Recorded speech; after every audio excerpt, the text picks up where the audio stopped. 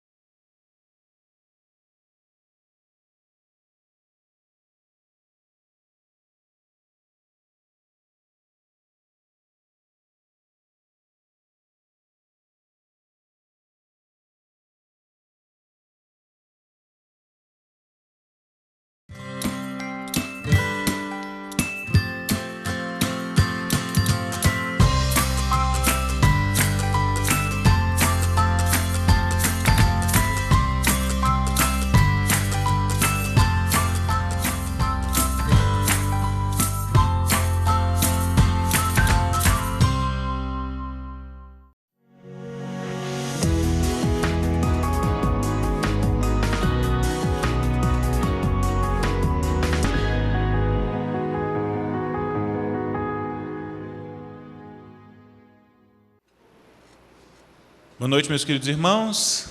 Boa noite você que nos acompanha pela internet. Nós estamos aqui dando início a mais um culto, dessa vez culto noturno, para a honra e glória do nosso Deus.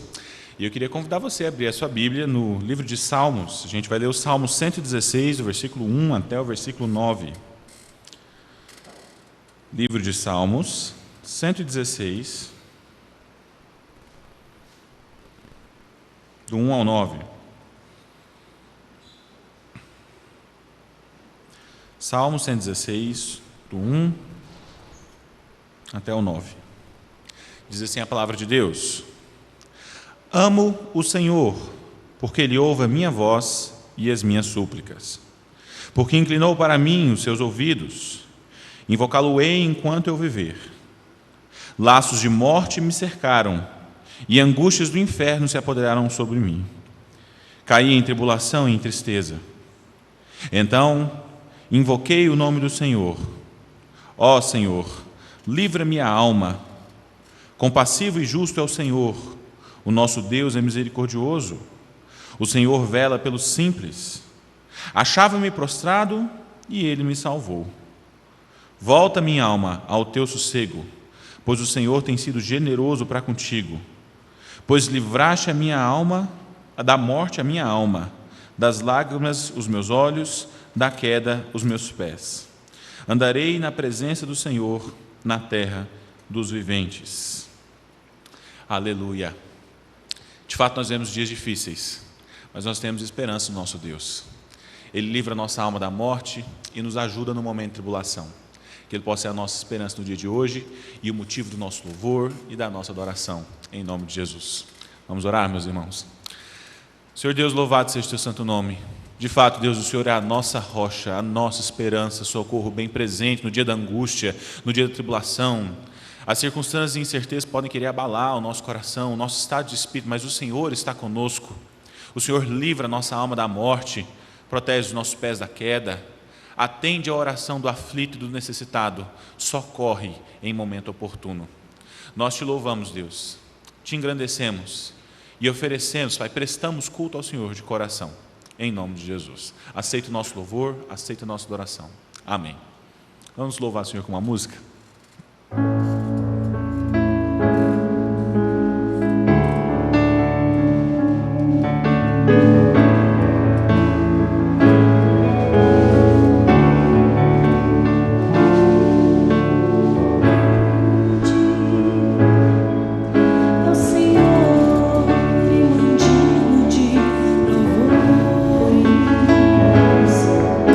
Cidade, nosso Deus,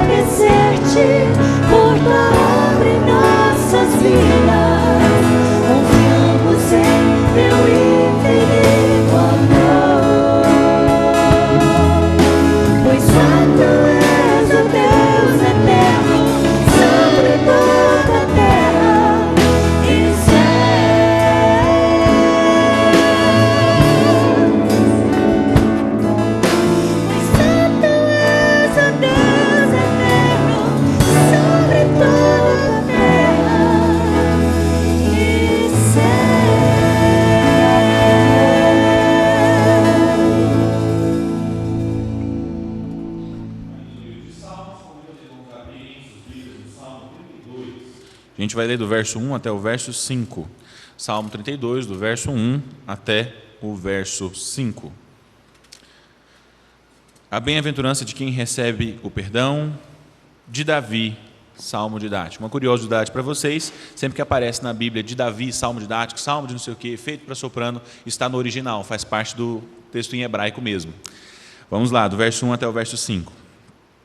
Bem-aventurado aquele cuja iniquidade é perdoada, cujo pecado é coberto. Bem-aventurado o homem a quem o Senhor não atribui iniquidade e em cujo espírito não há dolo. Enquanto calei os meus pecados, envelheceram os meus ossos, pelos meus constantes gemidos todo dia. Porque a tua mão pesava dia e noite sobre mim, e o meu vigor se tornou em sequidão de estio. Confessei-te o meu pecado, e a minha iniquidade não mais ocultei. Disse, confessarei ao Senhor as minhas transgressões, e tu perdoastes a iniquidade do meu pecado. Queridos, isso aqui é uma grandíssima verdade. O pecado ele tem a capacidade de roubar de nós a alegria de viver, a alegria da vida, o deleite de vir na casa do Senhor. O pecado repetitivo, não confessado, não arrependido, ele rouba de nós o brilho dos olhos e o nosso vigor se torna em sequidão de estio. O que eu gostaria de te incentivar agora, meu irmão, é que você se coloque na presença de Deus com toda a sinceridade e transparência do mundo. Confesse ao Senhor os seus pecados, fale das dificuldades, seja sincero sobre, inclusive, a incapacidade que você tem tido de superá-lo. Peça forças ao Senhor. Tenho certeza que Ele vai te ajudar.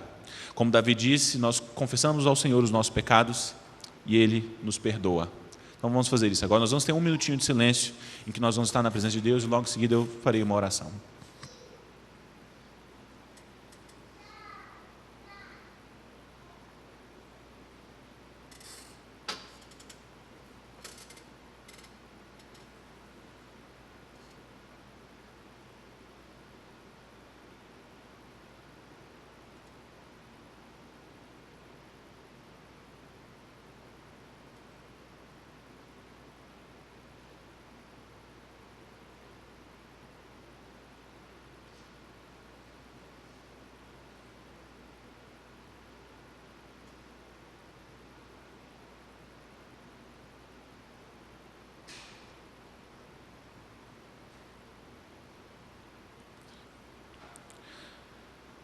Senhor, Tu nos sondas e nos conheces. Sabes quando nós nos assentamos e quando nós nos levantamos. A palavra ainda não veio à nossa boca, mas Tu já a conheces toda. Porque Tu formaste o nosso interior e nos conhece muito bem. Eu não estive oculto do Senhor, quando na barriga da minha mãe eu fui formado. E graças eu te dou, Senhor, porque foi de uma maneira maravilhosa, e a minha alma sabe disso muito bem. Senhor, eu reconheço que a vida que eu tenho eu só tenho porque o Senhor me deu. Nada que eu tenha recebido eu recebi pelos meus méritos, mas foi tudo pela graça do Senhor. Foi o Senhor comigo, a graça do Senhor comigo. E eu queria, meu Pai, te pedir perdão sinceramente pelos meus pecados e pelos pecados dos meus irmãos. Deus, nos perdoa. O Senhor conhece o nosso coração, o Senhor conhece a intenção sincera de te agradar, de viver uma vida bonita na sua presença, de te adorar. Mas, Pai, nós somos pecadores, a nossa carne milita contra o nosso espírito, nós precisamos da Tua misericórdia. Por isso, não somente nos perdoa, mas ajuda-nos, Deus, a vencermos as nossas dificuldades, as nossas guerras interiores. Oh Deus, ajuda-nos, Pai, a vencer a batalha do pecado, para a glória de Ti mesmo, para que nós sejamos um povo santo, um povo que se chama pelo Seu nome e é representante do Senhor aqui na terra.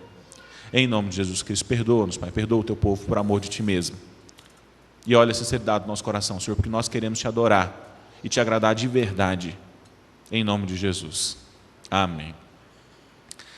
Meus irmãos, hoje é dia de culto ao Senhor, e um dos elementos de culto, dentro da nossa confissão de fé presbiteriana, são os dízimos e as ofertas. E eu queria te incentivar agora a trazer os dízimos e as ofertas à casa do Senhor. Nós entendemos que nós cultuamos a Deus com aquilo que Ele tem nos dado. Nós então devolvemos ao Senhor parte da nossa renda. Esse é o momento oportuno para você fazer isso agora. Logo em seguida nós teremos o período de cânticos, tá bom? Então vamos cultuar o Senhor com aquilo que Ele nos deu, em nome de Jesus. Amém.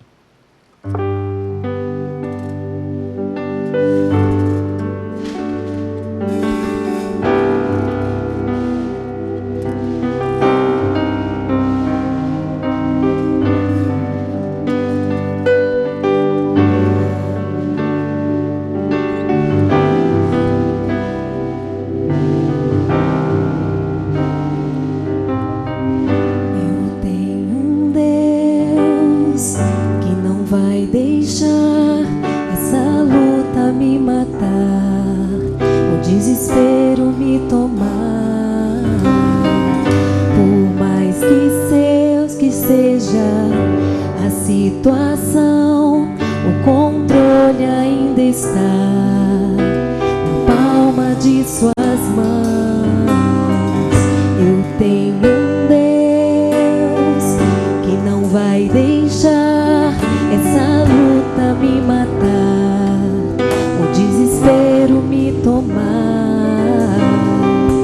Por mais pressão que seja a situação, o controle ainda está na palma de suas mãos.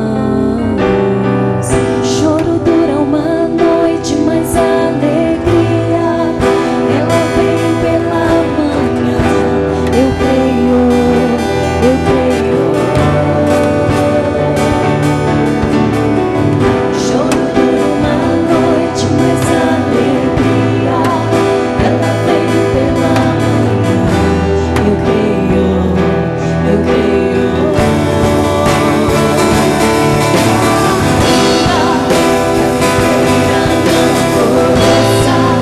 Que não haja dor na mente, que o mundo não libere a vida. Todavia me alegrarei, todavia me alegrarei, todavia me alegrarei. A figueira não floresça, que não haja flor na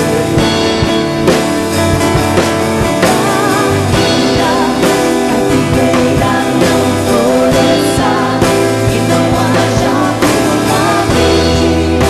e o produto da oliveira minta. Todavia me alegrarei, todavia me alegrarei, todavia me alegrarei.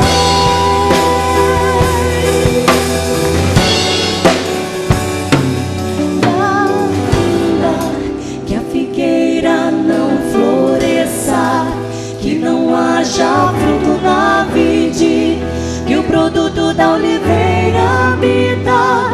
Todavia me alegrarei, todavia me alegrarei, todavia me alegrarei.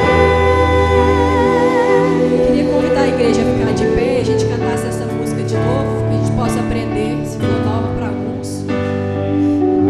Nós temos esperança nessa letra, esperança no que a música está dizendo.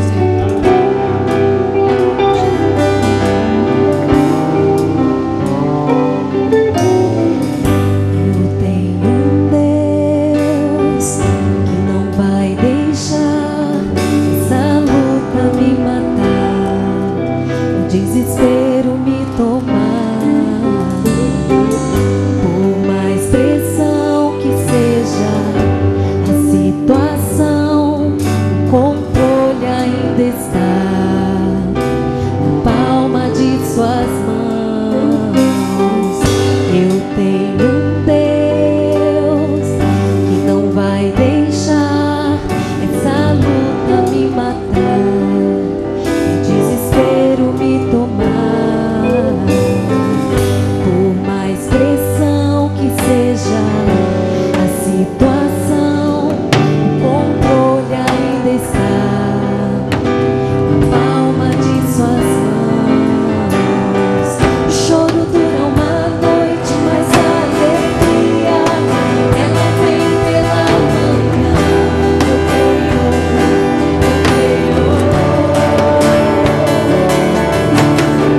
o choro dura uma noite, mas a alegria ela vem pela manhã.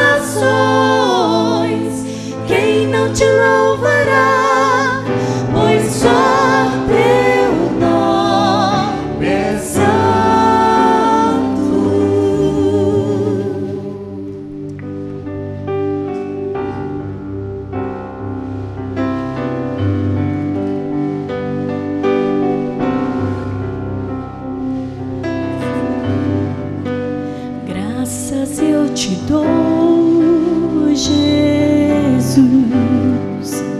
pelo preço que pagou.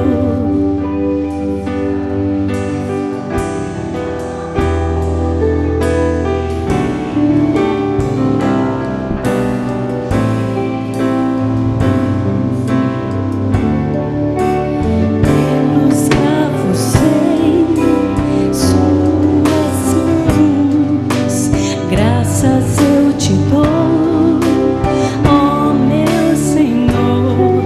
Lavou minha mente, meu coração, me deu perdão, restaurou minha comunhão.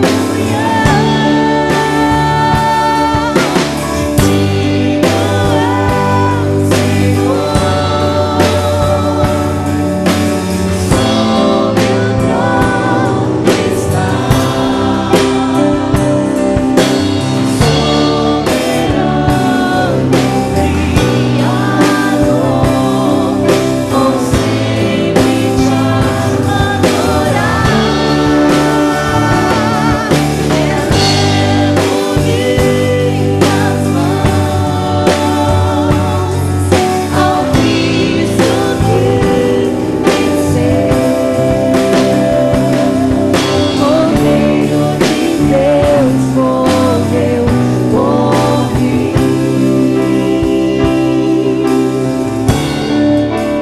mas ressuscitou.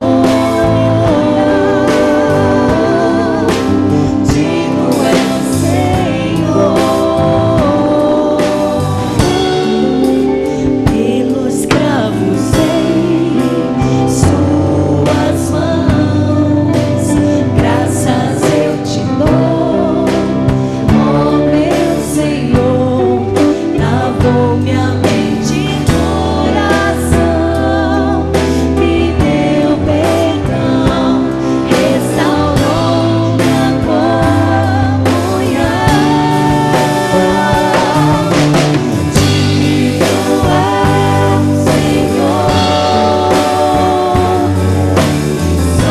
sobre o trono está,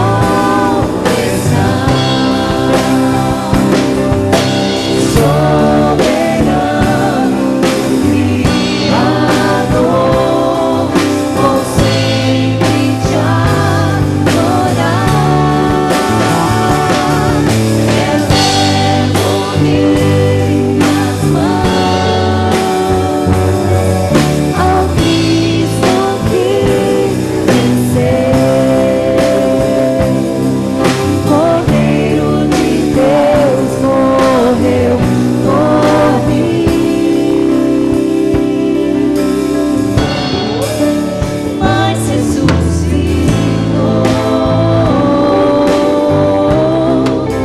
Digno é o Senhor, mas ressuscitou.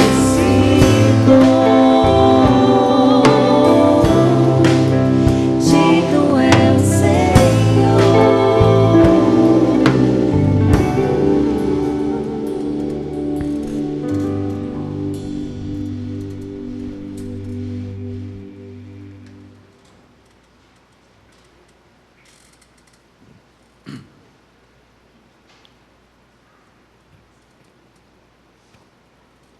Nós vamos, nesta hora, celebrar a ceia do Senhor. E ao celebrarmos a ceia do Senhor, nós recordamos o texto da palavra de Deus que se encontra no evangelista Mateus, capítulo 26, versos 26, que diz o seguinte: enquanto comiam, tomou Jesus um pão e, abençoando-o, partiu e o deu aos discípulos, dizendo: tomai, comei, isto é meu corpo. A seguir tomou um cálice, tendo dado graças, o deu aos discípulos, dizendo: bebei dele todos, porque isto é o meu sangue, o sangue da nova aliança, derramado em favor de muitos, para a remissão de pecados. E digo-vos que desta hora em diante não beberei deste fruto da videira, até aquele dia em que eu hei de beber novo convosco no reino de meu Pai. Eu gosto dessa narrativa de Mateus, porque ela comunica de forma muito simples, numa narrativa comum, aquilo que aconteceu naquele dia. Sem subterfúgios, sem nada que complicasse o reconhecimento daquele fato. Mateus registra que, na normalidade de uma refeição, acontecia algo muito importante. Um encontro que seria o último encontro relacional com o Senhor Jesus. A morte estava próxima. E tantas vezes, principalmente nesses dias, que nós que temos, pelo menos estatisticamente, convivido com a morte, não sabemos tantas vezes quando será a última refeição que tomamos com alguém, quando não poderemos mais abraçá-lo, nem estar com ele. A verdade é que a narrativa de Mateus e a realidade em Jesus trouxe à vida dos seus discípulos uma nova dimensão. A dimensão que, mesmo em face à morte, há uma esperança viva, aquela da qual Paulo aos Tessalonicenses diz, quando diz que estaremos para sempre com o Senhor. Uma até breve. Jesus estava falando de que a sua morte tinha o valor adequado e devido para dizer-lhes e provar-lhes de que realmente ele venceria e venceu a morte.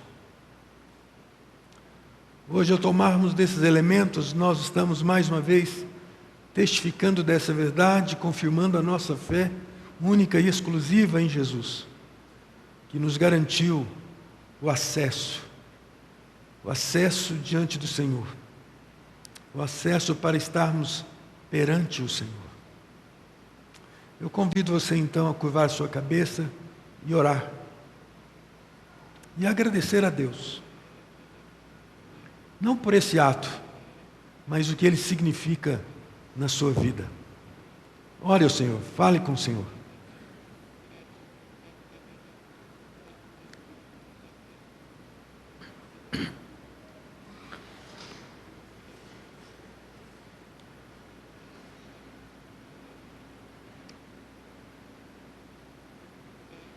Senhor Deus, obrigado por este momento.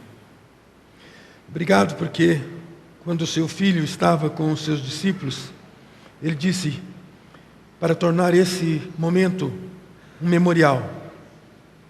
E nós o fazemos mais uma vez, em memória dele. E em memória dele nós apresentamos as nossas vidas. Em memória dele nós apresentamos esses elementos e o consagramos, para que na ação benéfica e graciosa do Senhor, o Senhor agora encha os nossos corações de esperança, de vida, de vigor espiritual. E renovados nessa força que vem do Senhor, possamos olhar firmemente para o autor e consumador da nossa fé, nos desvencilhando de tudo o que nos assedia, podendo correr com perseverança, mesmo em face às lutas, mesmo em face às pandemias, mesmo em face às dores daqueles que partem diante de nós, mas na certeza de que com Cristo e em Cristo nos encontraremos e nos alegraremos no teu trono, na glória do Senhor. Assim, rogamos a bênção do Senhor, em nome de Jesus. Amém. Peço que você tome os elementos, começar do pão, e nós recordamos o que Jesus disse, quando partindo o pão diante dos seus discípulos, como sinal da sua morte, disse: "Isso é o meu corpo que é dado por vós, comei dele todos." Tomemos do pão.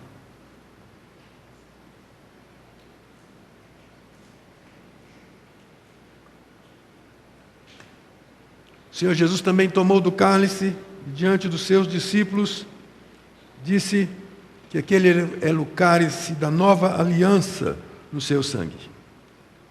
Assim nós o fazemos também, tomando desse cálice. Tomemos.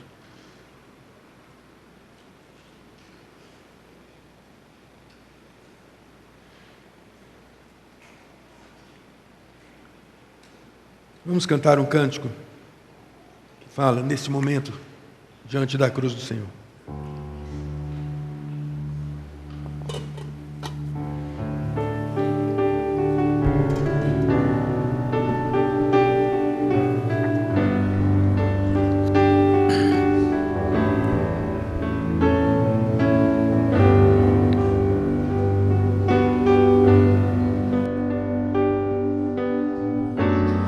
Ó Deus, me sondas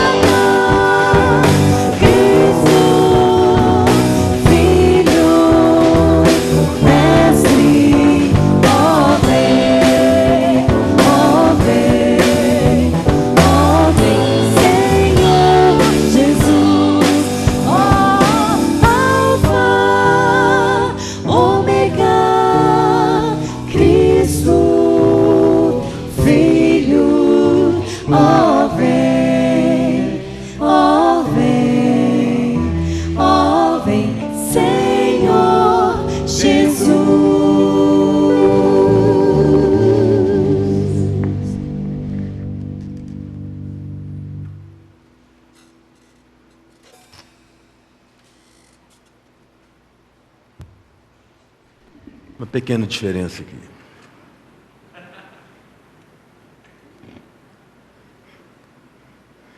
Vamos abrir a palavra do Senhor, irmãos, e nós leremos no Evangelho de João, capítulo 21. João, capítulo 21, a partir do verso 15 até o verso 19.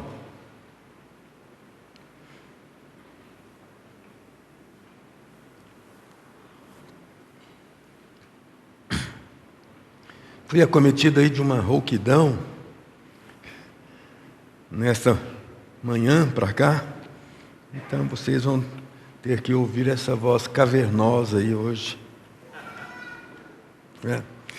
Diz assim a palavra do Senhor: depois de terem comido, perguntou Jesus a Simão Pedro: Simão, filho de João, amas-me mais do que outros? Ele respondeu: sim, Senhor, tu sabes que eu te amo. E lhe disse: apacenta os meus cordeiros. Tornou a perguntar-lhe pela segunda vez: Simão, filho de João, tu me amas? Ele lhe respondeu: sim, Senhor, tu sabes que te amo. Disse-lhe Jesus: pastorei as minhas ovelhas. Pela terceira vez, Jesus lhe perguntou: Simão, filho de João, tu me amas? Pedro entristeceu-se por ele lhe ter dito pela terceira vez: tu me amas? E respondeu-lhe: Senhor, tu sabes todas as coisas. Tu sabes que eu te amo. Jesus lhe disse: apacenta as minhas ovelhas. Em verdade te digo que quando eras moço, tu te cingias a ti mesmo e andavas por onde querias. Quando, porém, fores velho, estenderás as mãos e outro te cingirá e te levará para onde não queres. Disse isto para significar com que gênero de morte Pedro havia de glorificar a Deus. Depois de assim falar, acrescentou-lhe: segue-me. Esta é a palavra do Senhor. Esse texto, para mim, é um soco no estômago. É desafiador. Mas nele eu encontro uma coisa que faz parte da nossa natureza, que está aí no versículo 18. Ficaremos velhos. Você vai ficar velho. E se você tem mais de 60, você já começou a sentir dores que não sentia há 10 anos atrás, muito menos quando você tinha apenas 21, 17. Eu olho para esse texto, eu pensei nisso, mas é claro que o texto está falando outra coisa. Jesus estava falando de como seria a morte de Pedro. E se você não sabe, não se lembra, Pedro também morreu crucificado, mas de forma diferente. Ele não aceitou ser crucificado da forma como Jesus foi crucificado. E ele decidiu, pedindo a Roma que lhe pendurasse de cabeça para baixo. Assim foi a morte de Pedro. Mas como eu disse, esse texto, ele é duro. Me faz lembrar de uma experiência muito pessoal, familiar.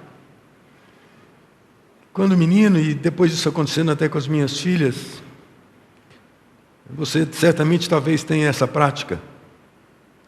Você chama assim seus filhos com o primeiro nome, ou às vezes até com um diminutivo, né? Mas quando você chama ele com o nome completo, é porque a coisa não é boa, né? A gente chama Marina e tal. Mas quando chama Marina Campos Potenciano, agora tem que falar Lorga. É porque a coisa era grossa. Vinha alguma coisa muito pesada por aí. E eu olho para esse texto, eu vejo Jesus falando, né? Simão, filho de João. E as coisas foram se apertando cada vez mais. Esse texto é descrito por João de uma maneira muito peculiar. Tanto que esse texto não se encontra nos outros evangelhos. Logo no início do capítulo 21, quando esses homens, depois da morte e ressurreição de Jesus, voltaram para algumas das suas atividades, esses homens pescadores, e lá estavam eles no início do capítulo 21 pescando, e eles nada pegaram, e mais uma vez Jesus lhes aparece. E ele pergunta: vocês têm algo para comer? Não, eles não tinham pescado nada. Jesus então diz: joguem a rede do lado direito. Lá no capítulo 5 de Lucas, o que nós conhecemos como pesca maravilhosa, também se sucedeu assim. Foi quando Pedro fez uma das maiores declarações de fé, ajoelhando-se diante do Senhor. Mais uma vez, o fato se repete. A cena se repete. Só que agora, eles já tinham vivido 3 anos com Jesus. E mais uma vez agora, Jesus chama a Pedro de maneira tão particular. Ele faz 3 perguntas. E as 3 perguntas que ele faz soam certamente ao coração de Pedro, na lembrança de que há pouco antes da sua morte, Pedro o tinha negado também por 3 vezes. De forma pedagógica, Jesus se aproxima e fala diretamente para Pedro. Interessante que ele não fala isso para os outros que estão ali. Mas como eu estava dizendo, João, de maneira muito peculiar, narra esse fato no capítulo 21, inclusive da pesca, dizendo que eles tinham pescado 153 peixes. Lá em Mateus, ou Lucas 5, Lucas, que é muito meticuloso nos seus detalhes, lá naquela ocasião só diz: pescaram grande quantidade de peixes. Mas João agora especifica inclusive a quantidade desses peixes. E Jesus então oferece uma ceia à beira-mar. Aquela coisa bucólica, mas carregada de um temor, de uma presença. Porque a partir daquele momento, mais uma vez, eles reconhecem o Cristo ressurreto. Esse Cristo que já tinha aparecido a outros discípulos. E quando Jesus aparecia a esses outros discípulos, também lhes parecia fazendo a pergunta. É o caso quando ele se encontra com Maria Madalena. Quando diz: por que você chora? Quando ele aparece aos discípulos do caminho de Emaús: por que vocês estão assim, desesperançados? E eles usam um verbo passado: nós esperávamos, nós tínhamos uma esperança. Eu sempre digo que perguntas merecem respostas.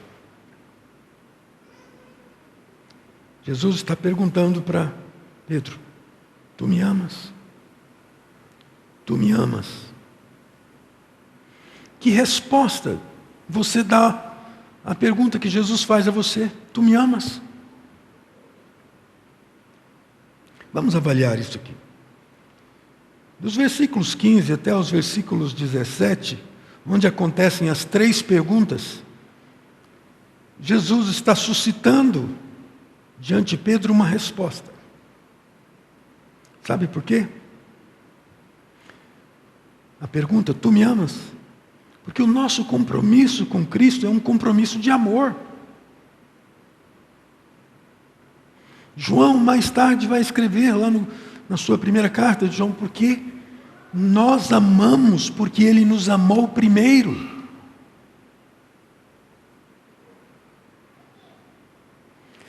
Desde crianças, as nossas indagações formuladas em perguntas como: por quê? mais do que respostas, perguntas devem nos levar a uma mobilização, a uma ação, a uma reação. As perguntas nos evangelhos, feitas por Jesus após a sua ressurreição, são cruciais para aqueles que Jesus tem um encontro. Como eu disse, Maria Madalena, os discípulos no caminho de Emaús.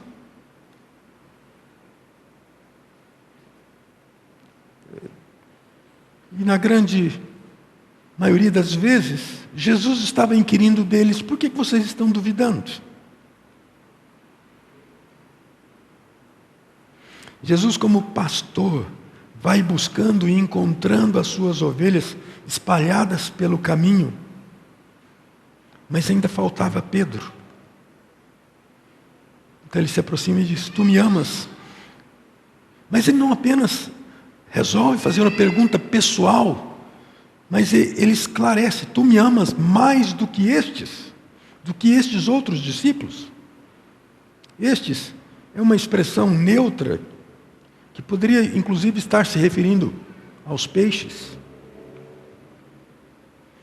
mas se referia certamente aos discípulos.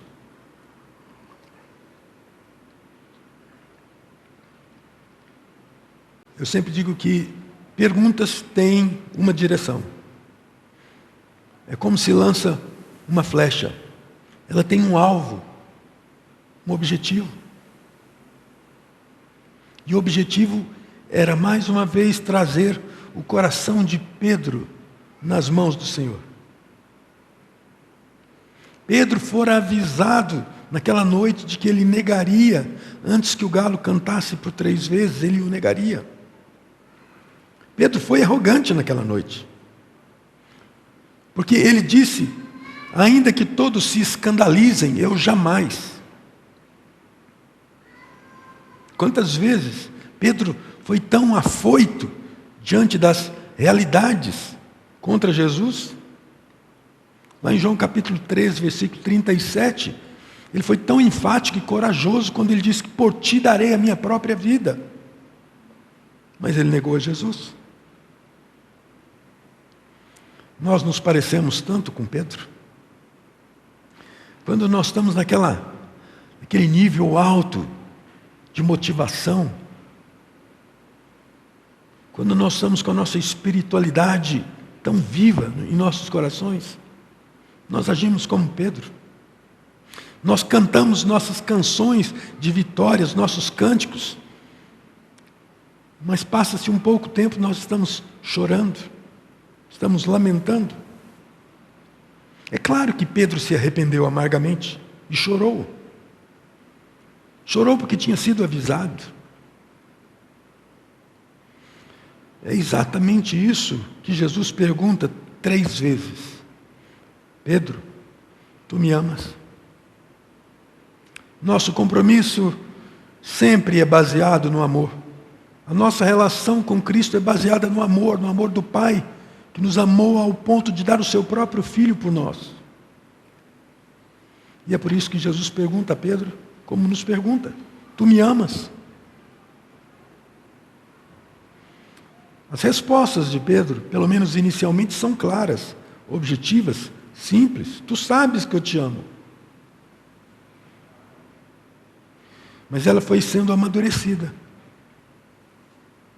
Porque na terceira pergunta, certamente o semblante de Pedro, a voz dele não era a mesma. Pedro havia aprendido a lição. Ele não se compara com os outros, julgando-os inferiores.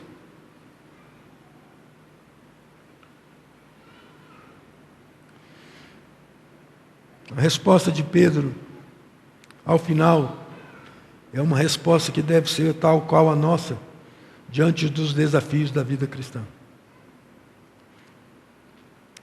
Mas a segunda coisa que nós vemos nesse texto é que a resposta ao amor de Cristo também nos convoca. Nos convoca para um compromisso, para um serviço. Jesus, depois da resposta de Pedro, diz: apacenta as minhas ovelhas. Tanto no versículo 15 no versículo 16, quando ele vai dizer: pastorei as minhas ovelhas. Em todas as 3 perguntas, a resposta prática é relacionada ao cuidado do rebanho de Cristo. Quando o amor de Cristo toma conta de nós, ele desemboca em serviço, em consagração a Deus e aos outros. Jesus delega essa sua autoridade de pastor a nós. Eu gosto muito daquele texto da primeira carta de Pedro, capítulo 2, versículo 9, quando diz: vós sois raça eleita, sacerdócio real, nação santa, povo de propriedade exclusiva de Deus, a fim de proclamardes as virtudes daquele que vos chamou das trevas para a sua maravilhosa luz. Mas é interessante que esse texto que nos diz que nós somos sacerdócio real, ou seja, foi-nos delegado um serviço. O sacerdócio, no Velho Testamento, que é atividade e chamamento aos levitas, agora é dispensado a todos nós nesse privilégio que Cristo nos concede.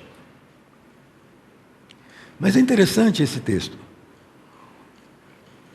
porque logo que a gente o lê, a gente vai logo para essas qualidades. Mas tem uma palavrinha aqui, tão importante, que diz assim: vós, porém. Pare para pensar nesse porém. Contudo. Esse porém se refere às coisas que estão antes. Vós, porém, olhe para trás. Versículo 8 diz assim: são estes os que tropeçam na palavra, sendo desobedientes para o que foram postos. Ele está falando da realidade de homens que tropeçam, que caem, que são desobedientes, mas agora são trazidos, libertos das trevas para a maravilhosa luz. Deus te chama para um povo, para uma missão, não para se jactar do seu sangue azul de crente.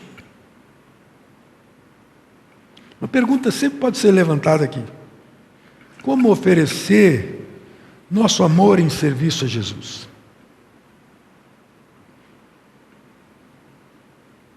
Existe o problema da presença física de Jesus, ou seja, Jesus não está aqui. Não é assim que a gente faz quando criança, adolescente? Enquanto estamos diante dos olhos dos nossos pais, nós fazemos as coisas certas. Mas quando fugimos da presença deles, o nosso coração devaneia, as nossas emoções vão longe. Nós achamos que seria muito mais fácil se ele estivesse aqui conosco, fisicamente. Lá em Mateus capítulo 26, versículos 31 até o versículo 46, Jesus deixa claro, quando ele diz assim: olha, quem fizer dessas coisas a esses pequeninos, fará a mim.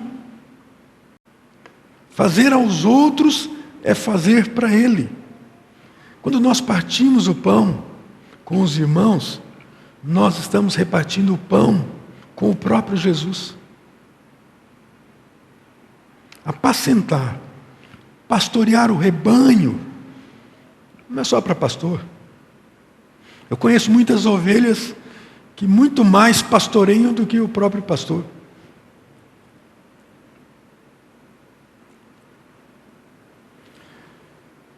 Quando nós estamos no meio da comunhão, quando nós partimos o pão voluntariamente, certamente isso nós o fazemos por causa de Jesus. Apacentar o rebanho é cuidar do rebanho, é proteger, é tratar as suas feridas, é gastar tempo com elas. Quando uma igreja atravessa dificuldades, alguém precisa ficar de pé. Não pode fugir. porque alguém certamente terá que ter cuidados a serem dispensados. Essa semana, nossa junta embarcou em uma das ações que algum tempo atrás já tinha embarcado, mas estava paralisadas, porque um grupo de mulheres se reuniu para fazer uma sopa, e esses irmãos saíram na praça ali da prefeitura, começou a distribuir essas sopas às pessoas carentes que ali estiveram. Isto é apacentar, isto é pastorear. Apacente o rebanho de Cristo. Terceira coisa, que está aqui justamente nesses versículos 18 e 19, a resposta ao amor de Cristo também nos chama para segui-lo. Quando ele termina o versículo 19, falando de como seria a morte de Pedro, diz assim: depois de assim falar, acrescentou-lhe: segue-me, segue-me. Nossa resposta de Cristo é uma resposta ao discipulado. Quando percebemos nossos fracassos espirituais, é quando percebemos que ainda temos muito que aprender. Que ser cristão não é apenas um rótulo, e não deve ser um rótulo, mas é uma atitude, é uma ação, é uma reação. Lembro-me de uma frase tão sábia de um filósofo, físico, teólogo, matemático e escritor francês, Blaise Pascal, que ele diz assim: ninguém é tão ignorante que não tenha algo a ensinar. Ninguém é tão sábio que não tenha algo a aprender. Foi-se acrescentado a este pensamento: ninguém é tão pobre que não possa dar, e nem tão rico que não possa receber. Jesus chama os seus discípulos a segui-lo. E seguir Jesus significa entrar nos mesmos passos de Jesus, nas mesmas ações de Jesus, no mesmo proceder de alma e coração.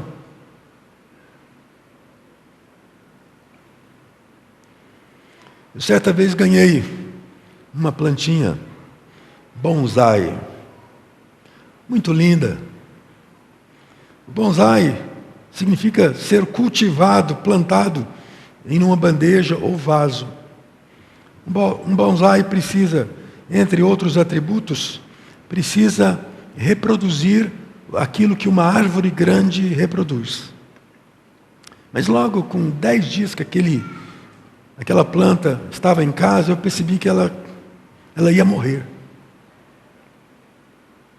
Eu não tinha técnica, eu não tinha os cuidados para com ela. E eu resolvi passar ela para uma pessoa que já cuidava de várias plantas e tinha muita dedicação. Depois de algum tempo, aquela pessoa me chamou: vai lá em casa para você ver. E a árvore estava muito bonita. Aquele bonsai estava vivo. Sabe por quê? Porque eu não tinha cuidados. Eu não tinha ação de coração e alma para aquela planta.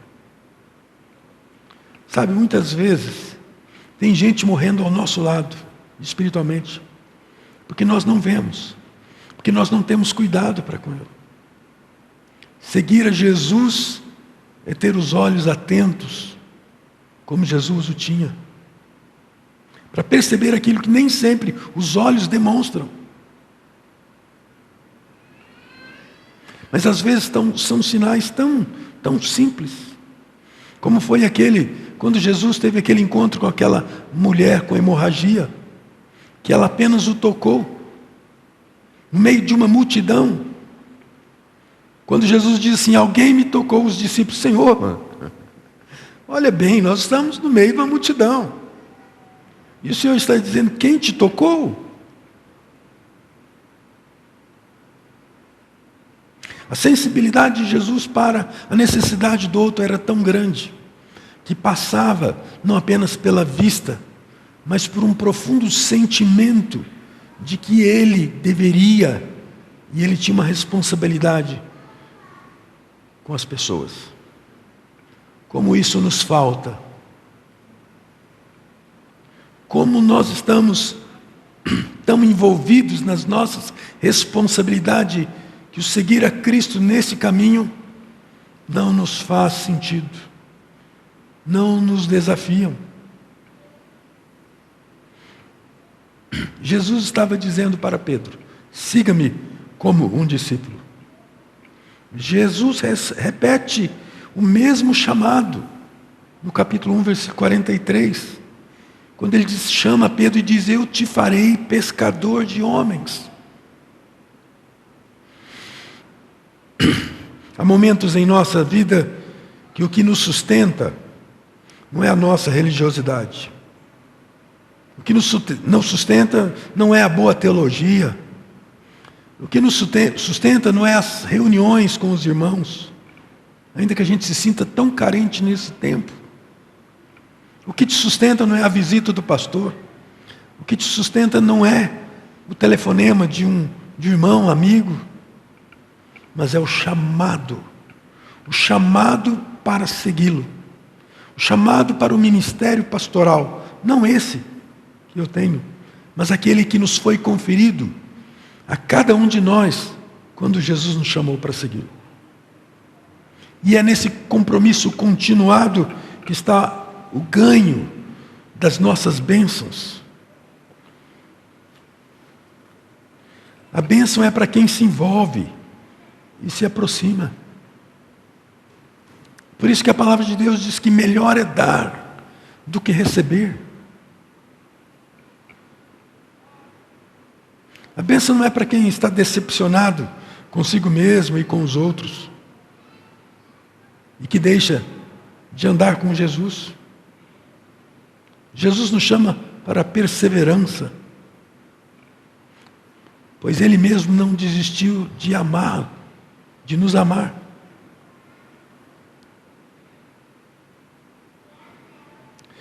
Nós estamos acostumados a ouvir um evangelho triunfalista. Um evangelho que faz com que a gente parece que tenha o poder de mover o coração de Deus para atender aos nossos anseios, às nossas necessidades, aos nossos socorros. O Dr. Russell Shedd, que já faleceu, esteve entre nós algumas vezes. Em um dos seus sermões, ele disse certa vez que a igreja de hoje precisa acostumar-se com a ideia da morte.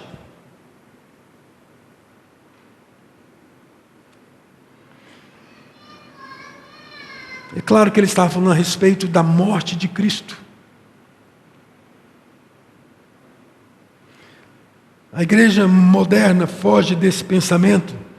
Nós estamos em busca de conforto para os nossos dias. A igreja só pensa no presente. Ela está se esquecendo da promessa da eternidade. E a razão pela qual nós estamos aqui não é para nos sentirmos bem.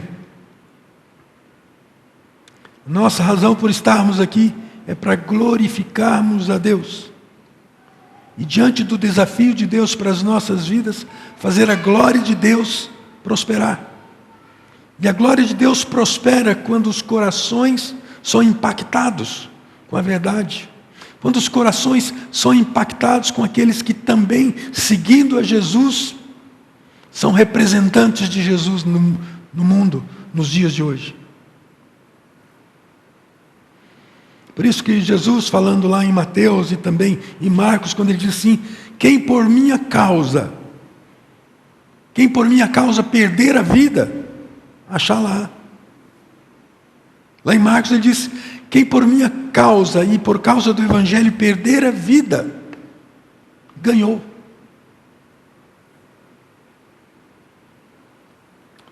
Por isso, irmãos, concluindo, nós precisamos reavaliar os nossos propósitos e as nossas motivações cristãs. Quantos propósitos tomados foram deixados para trás e logo foram esquecidos? Quantas decisões remediadas pelo simples medo de extravasar uma falsa fidelidade? Posições que não foram tomadas e nem tampouco fomentadas. Nosso coração se esfriou, o amor se esfriou, foi-se embora a fé. Jesus mostrou a Pedro que apesar do seu tropeço, da sua negação, do seu pecado, Jesus continua tendo um chamado para a vida dele. Apacenta as minhas ovelhas. Depois desse encontro com Jesus, naquela madrugadinha, naquela mesma praia, Jesus transformou o coração de Pedro. Pedro se voltou para casa naquela manhã, e foi aquele Pedro que pregou o sermão de Pentecostes poucos dias depois, quando 3.000 pessoas creram e foram batizadas. Foi esse Pedro que falou aos sacerdotes que preferia servir a Cristo a obedecer a sua determinação de silêncio. Foi esse Pedro que levou o Evangelho a Samaria, na casa de Cornélio, lá em Atos capítulo 4. Foi esse Pedro que morreu pelo Evangelho em Roma, sendo crucificado de cabeça para baixo. Se nós ficarmos como estamos, o que vai acontecer? Nós precisamos reavaliar os nossos compromissos, o nosso compromisso com Cristo. Seu amor, seu serviço, suas motivações de seguir a Cristo. Se você o ama, Ele vai suscitar a sede de servi-lo. Como nós sempre ouvimos, que amor não é um sentimento. Amor é uma decisão. Amor é uma ação proativa.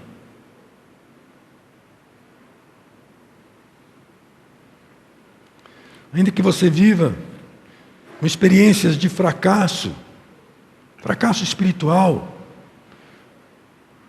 de fé cambaleante,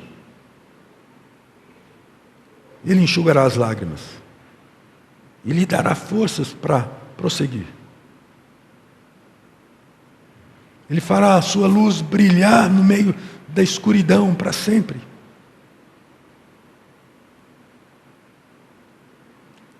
Percebam que aqueles discípulos tinham vivido o seu martírio. E certamente nos corações deles, nos pensamentos e nos propósitos e planos da constituição de um novo reino, tinha ido por água abaixo. O rei dos judeus tinha sido morto, crucificado. Eu lhe faço um apelo ao compromisso que você já tem feito com Jesus. Porque Jesus continua perguntando para você: você me ama? Tu me amas? Apacenta as minhas ovelhas. Pastoreia as minhas ovelhas. Você precisa renovar-se no Senhor, em compromisso de amor. Por isso Jesus estava perguntando: tu me amas? Quem sabe você precisa de uma decisão radical, de receber a Jesus como seu Salvador, mas na expectativa de que você não vai receber mais do que aquilo que Ele pode te dar, que é a garantia de vida eterna. Mas você é chamado a se oferecer. Você é chamado a dar-se a Ele, sendo discípulo que segue-o, que faz aquilo que Ele deseja que você faça. Curva a sua cabeça, vamos orar.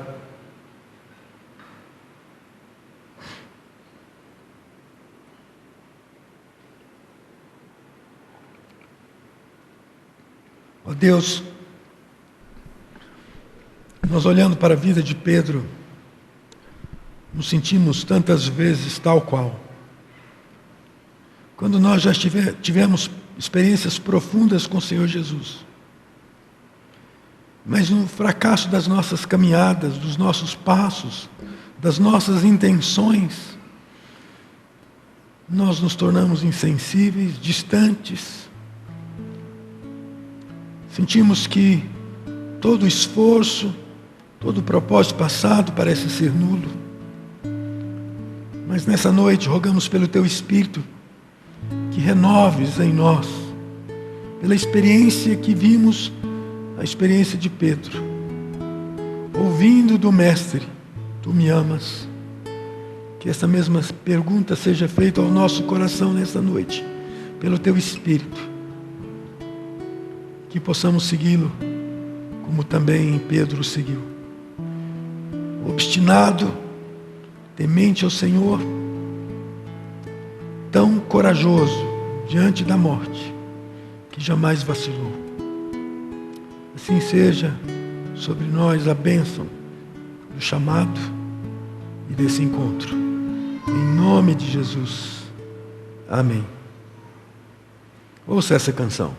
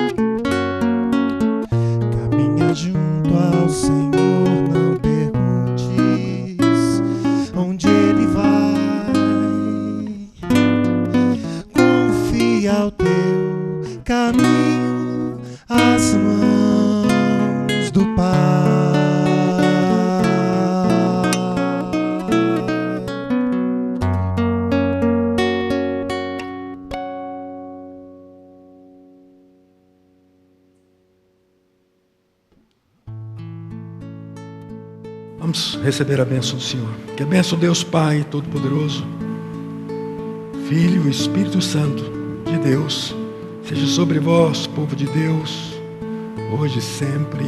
Amém.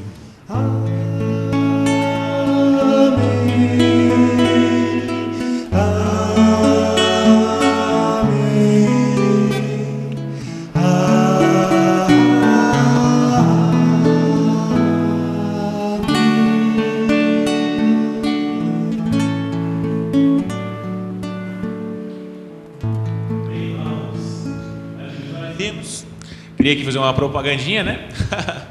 Os jovens da nossa igreja abriram um canal no YouTube. Então as nossas programações online estão sendo postadas lá. O canal do YouTube chama-se Central Jovem IPA, Central Jovem IPA. Você pode jogar lá no YouTube.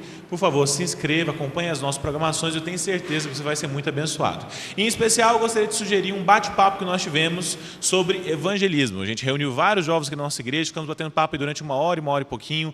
Muito legal, abençoador, divertido. Tenho certeza que vai ser uma bênção para a sua vida, tá bom? Central Jovem IPA, inscreve lá no YouTube, tenho certeza que vai ser abençoado. Outra coisinha, se você for jovem, veio aqui hoje, é a primeira ou segunda visita sua, não vai embora se falar comigo não, tá bom? Queria conhecer você, queria trocar uma ideia, vai ser bacana demais. Jesus abençoa, vamos em paz em nome de Jesus. Amém.